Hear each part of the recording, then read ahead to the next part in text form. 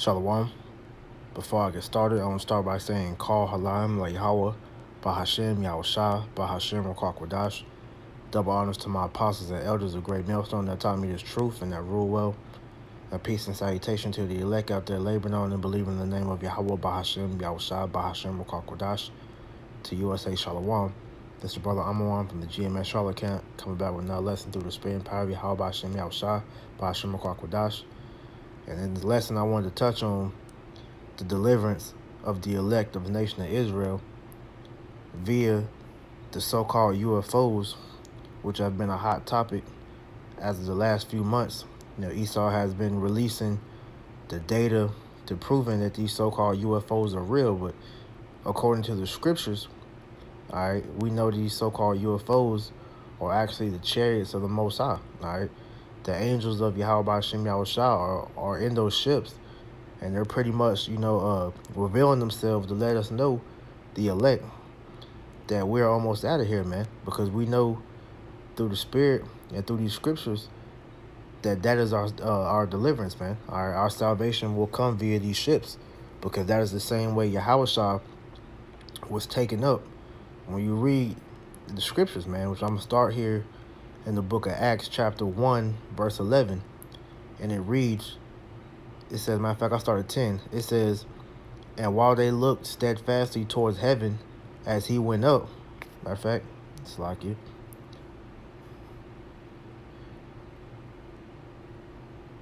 I'm going to start at verse 9. It says, this speaking of Yahushua, it says, and when he had spoken these things, while they beheld, he was taken up, and a cloud received him out of their sight.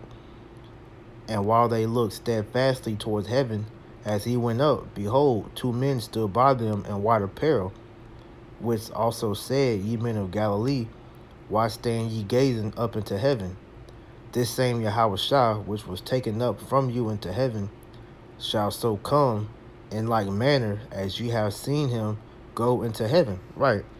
So this is this account is talking about how Yahushua was called up into the heavens. All right, and he was, beamed up, into the it said to the clouds. The cloud is just another word that the scriptures use to describe the chariots, man. All right. So he was beamed up out of into the chariot, and the two men that stood in white apparel was talking about two angels, man.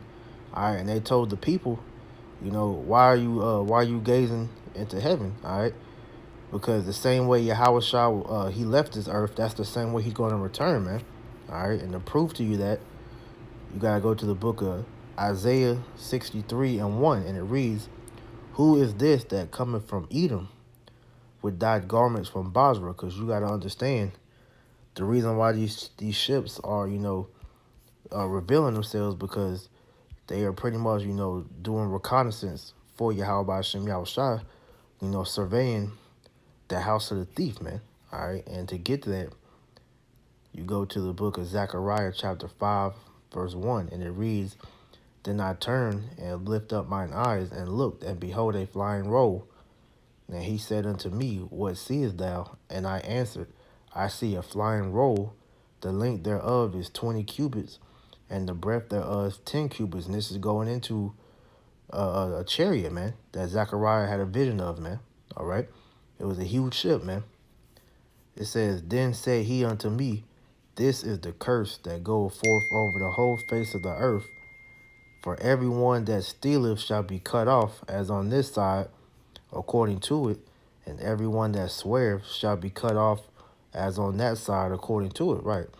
So it says that this is the curse that goeth forth over the whole earth, because these ships are are a bad sign unto Esau and to the wicked of the earth, which is going into Esau, the 2/3, and the heathen.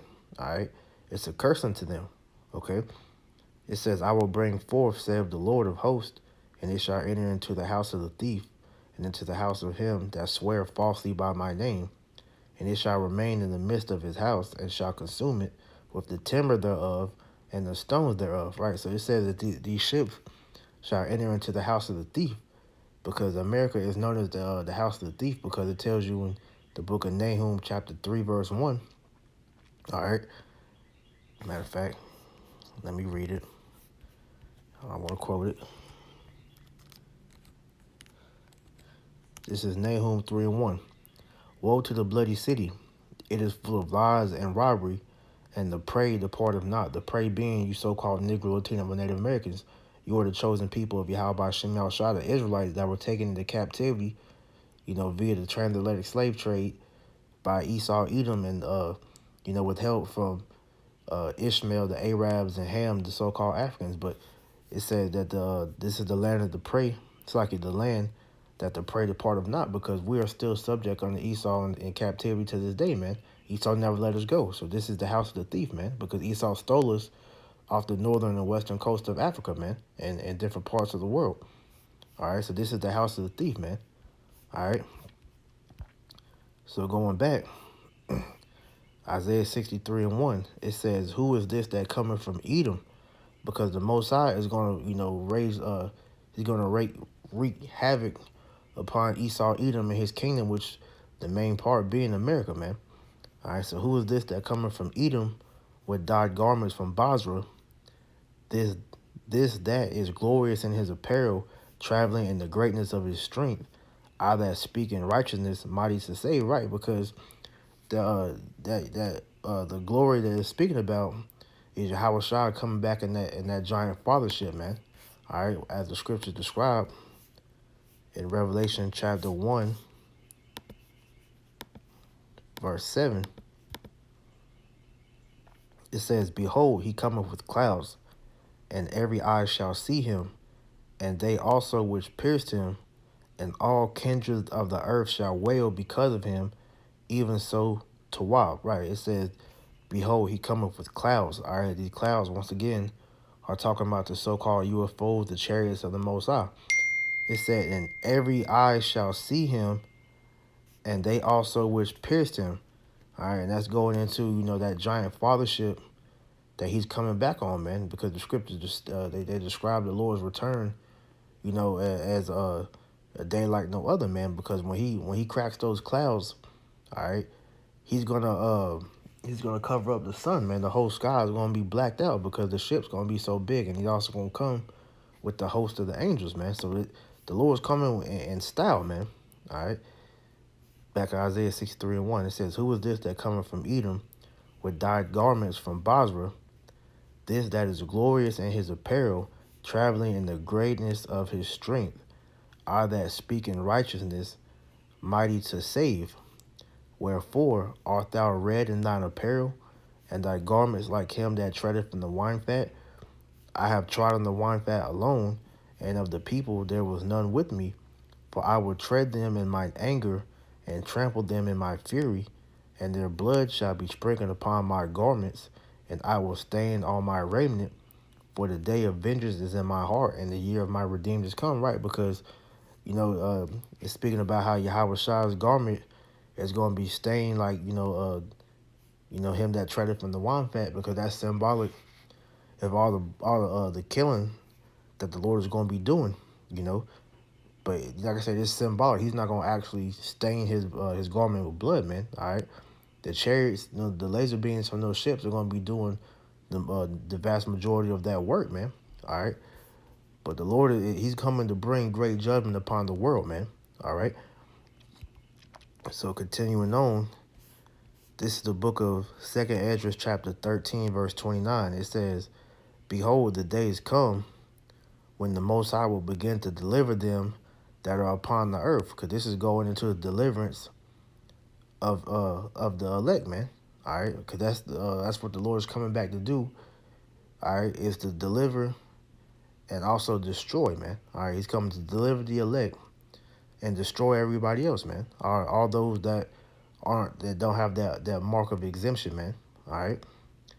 It says, "Behold, the days come when the Most High will begin to deliver them that are upon the earth, and he shall come to the astonishment of them that dwell on the earth. And one shall undertake to fight against another, one city against another, one place against another, one people against another, and one realm against another," because this is talking about World War III, man. Over there in the so-called Middle East, in the valley of Jehoshaphat, which is In the Hebrew, the valley of Yahweh Shaphat, Yahweh's judgment. All right. These nations are all going to be fighting each other. But when Yahweh Shai, returns, and he cracks the clouds, man, all right, they're going to cease fighting each other and try to fight against the Lord and the angels, man. It says, and the time shall be when these things shall come to pass, and the sign shall happen, which I showed thee before, and then shall, Slaki, and the sign shall happen when I showed thee before, and then shall my son be declared, whom thou sawest as a man ascending, because the Lord is coming back to receive his glory upon the earth, man. All right, as it said back in Revelation 1, all right, it said that, first and foremost, it said that vengeance is in the Lord's heart, because hey, he's coming back angry, man. All right, back in Revelation 1 and 7, it says, behold, he cometh with clouds, and every eye shall see him, and they also which pierced him. So hey, them soldiers, them Roman soldiers that pierced Yahushua when he was up on the cross, man, all right, he has them in his sights when he comes back, which is showing you, there's reincarnation, man, because of course there ain't no men on this earth that's over 2,000 years old. So hey, they've been reincarnated, to play out their lot so they can receive that judgment from the Lord himself, man. All right, so he's looking for them personally, all right, along with the other people that he's going to judge as well, man. Okay. But continuing on back in 2nd Esdras, it says, and when all the people shall hear his voice, every man shall in their own land leave the battle they have one against another, and an innumerable multitude shall be gathered together, as thou sawest them, willing to come and to overcome him by fighting, right? Because these nations are going to try to take the Lord out. That was, I believe, Reagan that had said that, what if it's an outside entity, to come from outer space?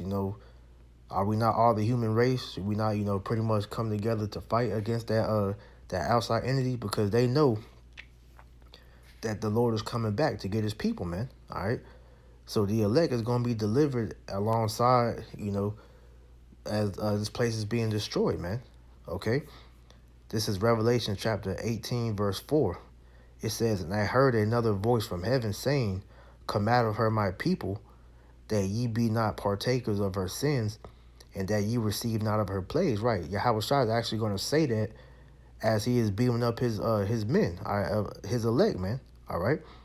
So knowing that, man, hey, we know that our salvation draweth nigh, man. All right. And for comfort, he told us these things in the scriptures, man. All right. This is 2 Thessalonians chapter 1, verse 7.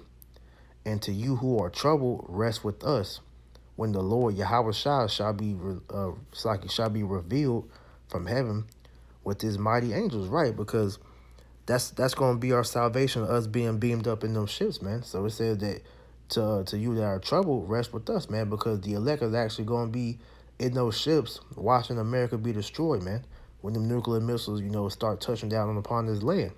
All right. And as that is happening, man, everybody is going to be witnessing this thing, man. All right, that's going to be the glory, that we seek after, man. All right, all the ridicule and the scoffing and everything that we've endured, is going to be, pretty much can't come to nigh in that day, because the Lord is finally going to glorify his men. Okay. So like I said, every eye is going to see that, man. Wisdom of Solomon chapter 5, verse 2. When they see it, they shall be troubled with terrible fear, and shall be amazed at the strangeness of his salvation, so far beyond all that they look for, right? Because like I said, man, these people are going to witness the elect being beamed up in those ships, and they ain't going to know what's going on, man. All right, Hollywood has fooled these people into thinking that is, little big big-headed green men that's in them ships, them aliens, not knowing that, the scriptures tell you that those are the angels of the Lord that is inside them ships, man. Those are our brothers, man. All right. So we're going to be getting beamed up in those ships, man. And, as we're getting beamed up, man, hey, we're going to be changed, man, as it tells you in Second Corinthians chapter 15, man. Matter of fact, let me see. It might be First Corinthians. Let me not misquote it. Yeah, it's like in 1 Corinthians 15 and 1 Corinthians 15, and I'll start at verse 50. It says, "Now this I say, brethren, that flesh and blood cannot inherit the kingdom of the Most High, neither do of corruption inherit incorruption." All right. It says, "Behold, I show you a mystery. We shall not all sleep, but we shall all be changed in a moment, in the twinkling of an eye, at the last trump. For the trumpet shall sound, and the dead shall be raised incorruptible, and we shall be changed.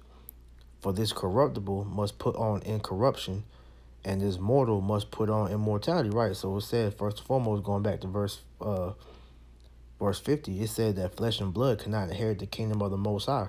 All right, meaning that when we are beamed up in those ships, man, that our spirit is going to leave this flesh and go into those ships where we have, our new bodies waiting for us, man. All right, those angelic bodies, the same type of body that Yahweh Shai has received, man. All right, we're going to be changed because this wicked flesh, man, is not going to be able to go into those ships, man. So we're going to have those new bodies waiting on us, and it says that we in a moment, in a twinkling of our eye, man, we're gonna be changed, man. We're gonna be made immortal when we, put on those new bodies, man. Those new angelic bodies, man. Okay. So this is all gonna happen while we're getting beaten up in them ships, man. It says, "For this corruptible must put on incorruption, and this mortal must put on immortality." All right. So the point being that we're gonna get those new bodies when we get beaten up in them ships, man. And the beautiful part about it is, while we are in them ships, we're going to witness America be destroyed. We're going to witness Esau's kingdom be destroyed, man.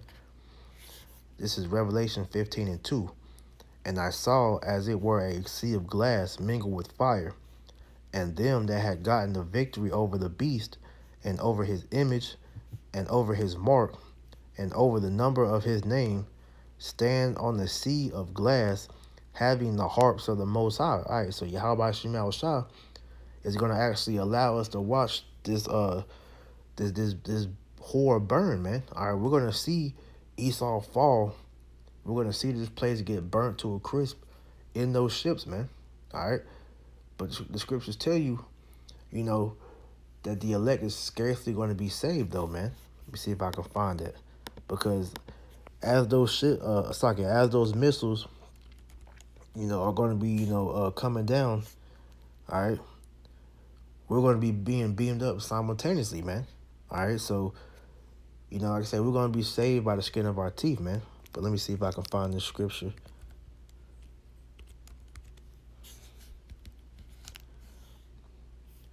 This is 1 Peter chapter 4, verse 18.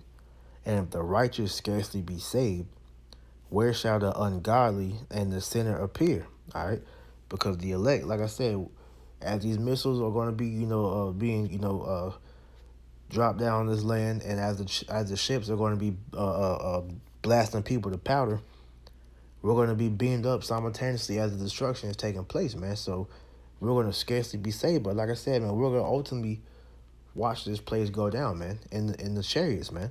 All right. So the Lord is going to give us the blessing of watching Esau go down, man, which I'm going to end with this. Sirach 25 and 7. "There be 9 things which I have judged in my heart to be happy, and the 10th will I utter with my tongue. A man that have joy of his children, and he that liveth to see the fall of his enemy." And that's the thing that we look forward to see Esau fall, man. All right. Because the Lord has given us the spirit to know, man, that that we have a way out, and this devil's going down, man. All right, that as the scriptures tell you, that Esau was the end of the world and Jacob is the beginning of it that followed, man. So when we see this devil being taken out of power, we're gonna know that, hey, we're about to get the kingdom of heaven, man. All right. So these are things to look forward to, man. All right, so that's why we can never give up hope, because the Lord let us know that we have a way out, man. All right, that we are going to win in the end. We just have to be patient, man. All right. So with that, I pray this was edifying. We'll go ahead and close this out. Until next time, I want to say, Call Halayim La Yahweh, Bahashem, Yahweh Shah, Bahashem Kodash. Double honors to my apostles and elders, the great millstone that taught me this truth and that rule well. And peace and salutation to the elect. Shalom.